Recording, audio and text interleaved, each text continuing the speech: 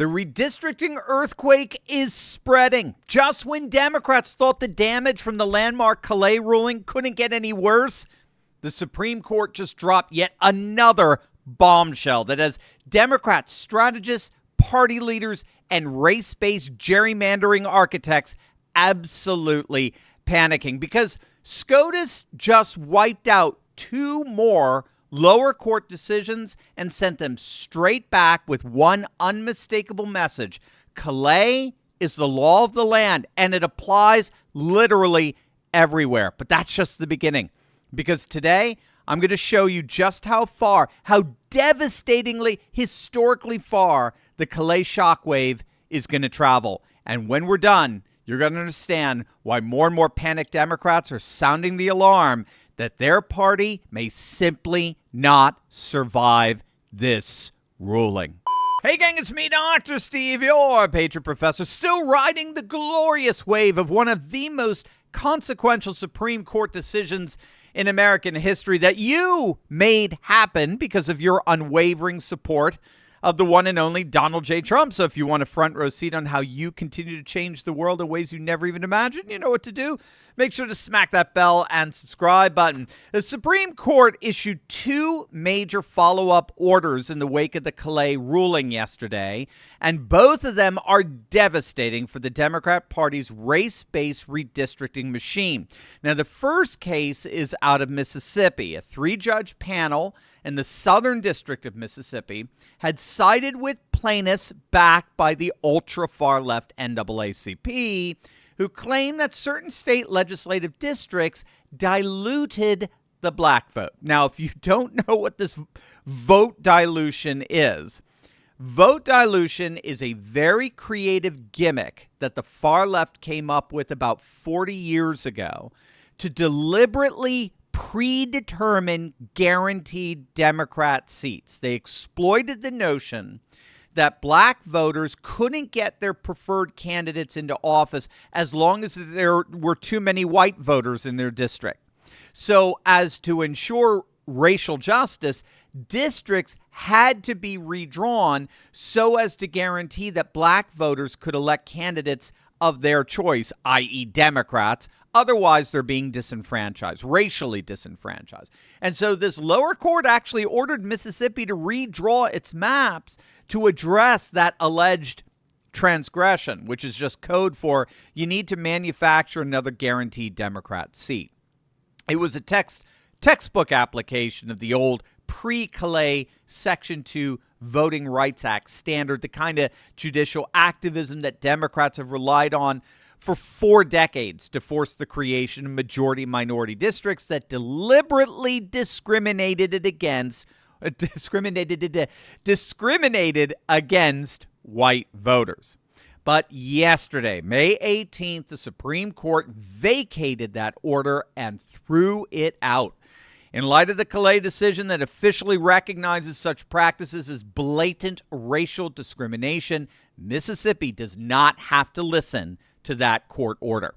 The second case is out of North Dakota. The 8th Circuit Court of Appeals was examining a challenge to North Dakota's legislative districts, this time on behalf of Native American voters who claimed their political power was being diluted because of too many white voters. That's always the pretext there. So do you notice how voter dilution only ever applies to minority non-white voters, right? Never the other way around.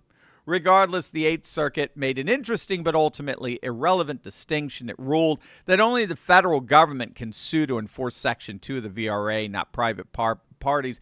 But the Supreme Court, again, wanted nothing to do with it. They vacated that ruling, sent it back for reconsideration in light of the recent Callais decision. 2 more lower court decisions vacated, gone in the same week, all as an open declaration that a new sheriff was in town. Callais is now the law of the land. Racially gerrymandered district, for whatever justification you want to try to come up with, are now unconstitutional everywhere across the board. That's what happened as of yesterday. Now, this is where it gets absolutely delicious. all these decisions by the Supreme Court, both, I should say, of these decisions by the Supreme Court were 8-1 decisions. Would you like to take a guess as to the sole lonely justice that actually voted against enforcing Callais? That's right, Justice Otto Penn. The gift that keeps on giving. Only Justice Ketanji Brown Jackson dissented. Alone, again, arguing that the court should have stepped in to resolve the confusion rather than sending these cases back down. Again, joined by no one, not even Kagan or Sotomayor, because there's nothing to adjudicate. There is no confusion. You can't weaponize this absurd notion of vote dilution anymore. Always working in one direction. Those days are over. Even for the other two liberal justices, they know what time it is. Justice Otto Penn is truly a one-woman island. Now, some in the media are just they're doing their best to downplay this latest SCOTUS action. It was just merely procedural. Just a couple of GVRs, nothing to see here. Don't be fooled. What the Supreme Court just did on May 18th is not bureaucratic housekeeping.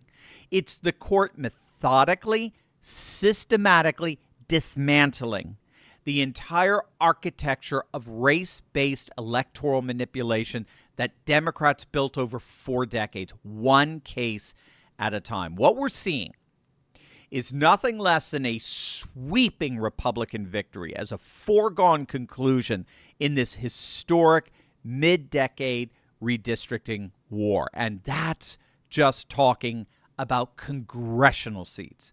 Because here's where this gets truly staggering in scope. And this is what most commentators are missing right now. But Democrats aren't. Democrats like Stacey Abrams, right, the Georgia Democrat who's built her entire political career on the idea of that race-based electoral engineering equals justice. She's absolutely openly panicking right now. She's been warning loudly on her Substack and in her multiple media appearances that the consequences of Callais are beyond devastating for Democrats. And she's not wrong about that. She's identified where Callais threatens to literally wipe the Democrats out. And there's nothing they can do about it. Wait until you see this.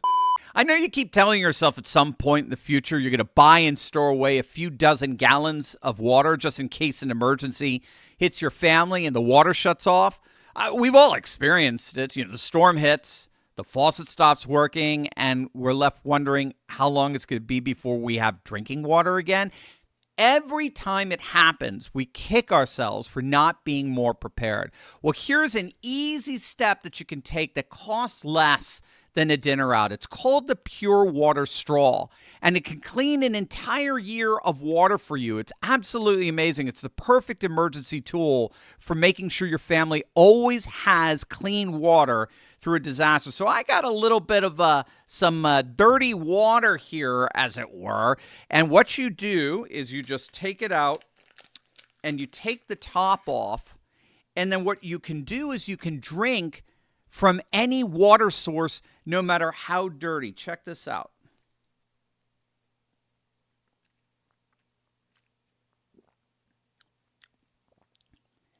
I'm kidding. I kid you not. It tastes just like water. This is coffee, obviously. I don't taste the coffee. It's just water. I mean, this is amazing. The Pure Water Straw allows you to drink from literally any water source, from the pond, from the mud puddle, the bucket that caught the rainwater, even, I kid you not, even the toilet. The Pure Water Straw instantly cleans out bacteria, pathogens, and debris and purifies the water. So you can drink clean water from any source without worrying about puking your guts out. We have these in our home.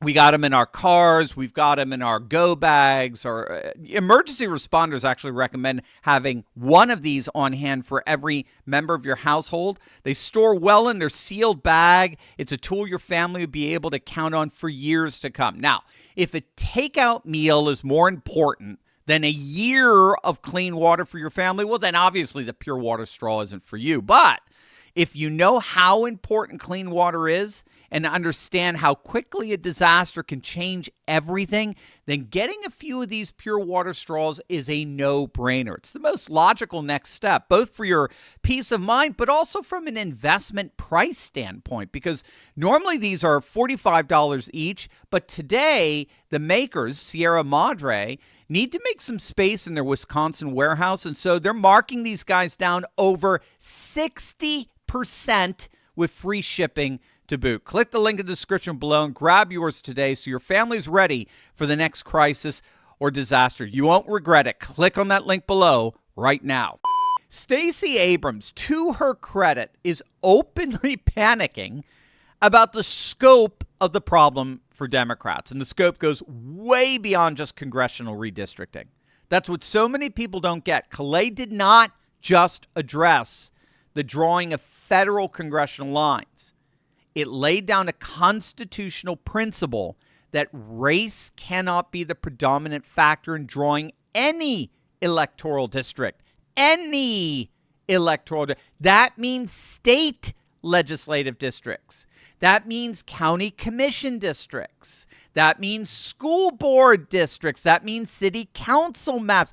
In short, hundreds upon hundreds of districts that were deliberately drawn at the local and state level under the old Section 2 vote dilution standards are now legally and constitutionally vulnerable. Even the ACLU is acknowledging this, warning that this Callais ruling affects not only congressional redistricting, but it challenges state legislative and local election systems across the country. Abrams' outfit, Fair Fight, I think that was the one that she got $2 billion from Biden for. They put out a report projecting that Republicans could pick up as many as 30 congressional seats alone in 2026 and 2028. But that's, as they warn, that's just Congress. The downstream effect on state legislatures and local government across the country could be even more profound. The Republicans have the chance of flipping hundreds of local seats because of the required redistricting post-Callais. The Democrats built their political infrastructure, their bench, their pipeline, their community organizing networks on a foundation of race-engineered local representation, and Callais just cracked that foundation from top to bottom. And this brings us really, I think, to the most extraordinary analysis that I've read in the aftermath of this ruling. The American Spectator published a piece asking a question that really would have seemed outlandish to even the most optimistic conservative 3 months ago. And the question is simply, will the Democrats survive the Callais ruling? Will the Democrats survive this?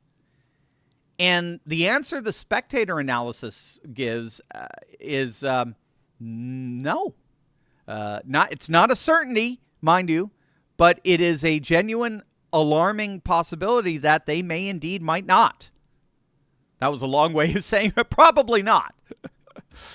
Not just lose seats here, remember, not just struggle in 2026, 2028, but structurally, institutionally, perhaps permanently, the Democrats are poised to collapse as a viable national party. And here's why that conclusion isn't just hyperbolic. Let's talk about the numbers because they're breathtaking. Ballotpedia, using data straight from the U.S. Census Bureau's 2024 American Community Survey, identified 148 House districts that were drawn explicitly with race as a predominant factor under the old Section 2 standard. 148. If you want to do some quick math, that's a full 1/3 of the entire House of Representatives And of those 148 districts, 122 are currently held by Democrats. 122 seats. That's more than half of the Democrats' entire 212-seat House caucus sitting on maps that Callais just declared legally suspect. More than half their entire caucus. Built on a foundation of race-based cartography that the Supreme Court has now, in a 6-3 decision, condemned. And then, as of yesterday, fully confirmed. Now think about what that means. The Democrat Party didn't build its House coalition primarily on policy. It didn't build it on persuasion. It built it on racially engineered geography. For 40 years, Democrat-friendly courts and the weaponized Voting Rights Act gave them what they thought to be a permanent, judicially guaranteed structural advantage. They could pack black and brown voters into carefully drawn districts, guarantee safe seats, and build a House majority that was essentially immune to normal political competition.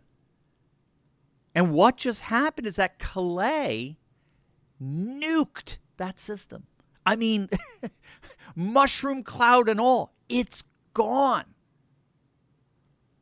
Now, the immediate impact on congressional seats may take a couple of cycles for sure to play out. Most of the redistricting for 2026 is already locked in. But here's the thing that should chill every Democrat strategist to their bones. 2030 is coming. 2030 is a full decennial census year. That means every single congressional district in the country, every 10 years, gets redrawn from scratch. All for 435. And every state legislature that draws those maps will now be operating under a Supreme Court precedent that says you cannot use race as the predominant factor. You cannot pack black voters into a district simply because they're black. You cannot create a majority-minority district because a federal court told you to back in 1992. You have to draw colorblind maps. And if you don't, those maps will be challenged and shot down in federal court just like we did yesterday. After 2030, under entirely redrawn Callais-compliant maps, the structural advantage the Democrats have enjoyed for 40-plus years simply disappears. Poof. Gone. Forever. And because those House seats are the foundation of everything else, fundraising, committee assignments, media oxygen, the ability to recruit candidates, the ability to claim relevance as a national opposition party, the downstream effects of losing that structural advantage are simply incalculable. Callais plus a clean 2030 census is not a political setback for the Democrats. It's a checkmate, and it's one from which the Democrats may never recover again. So what do you guys think? That's what I want to know. Let me know in the comments down below. And as always, make sure to smack that bell and subscribe button for breaking news and analysis you're not going to get anywhere else. Love you guys. God bless. Look, the best thing you can do right now is surround yourself with people who actually get it. Patriots who love faith, family, and freedom and are not backing down. That's exactly what the Courageous Patriot Club is. Join me Monday nights for our live Q&A and get access to content you won't find anywhere else, like my exclusive Turley Walk deep dives. Scan the QR code and come be part of it.